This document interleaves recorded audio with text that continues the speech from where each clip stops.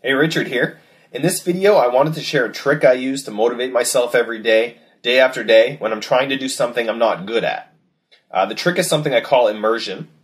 So when I'm new to something, I'm going to have a hard time motivating myself to do it because I'm not any good at it. So there's this resistance to doing it, which I have even when I just think about doing it. Maybe you know that feeling. So when I can't find the motivation to just go ahead and do it, instead of trying to force myself to do it and struggling against the resistance, I just start reading about it. It eases myself into it. It's much easier to read about it than it is to actually do it. And usually after 5 or 10 minutes, almost like magic, I always find the motivation to start doing it.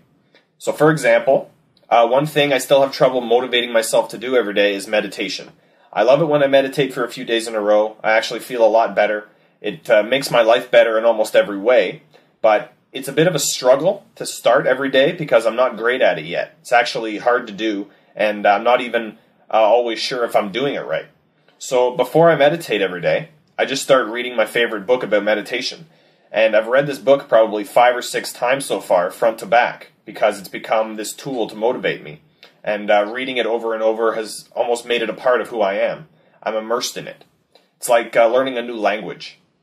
And after doing a lot of reading, by the way, I'm convinced that I've made the most progress when I start reading books over and over again, instead of skipping from one to the next. I'm talking about non-fiction books here, of course.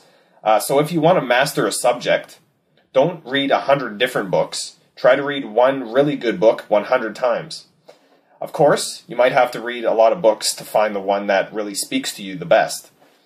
Now, if you don't like to read, then maybe you can watch videos about whatever you're interested in, or listen to audiobooks.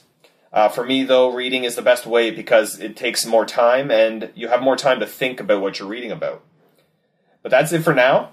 For more information about how to stay motivated and focused consistently, you can go to startyourworknow.com and watch the videos about how to stop your procrastination there. You'll learn the 4-step process to stopping procrastination that I discovered over these past few years. It's not about pumping you up to get work done, because that actually doesn't work, but it's more about the psychology of procrastination and understanding what makes you tick. So you can go and check it out right now, and I'll talk to you soon.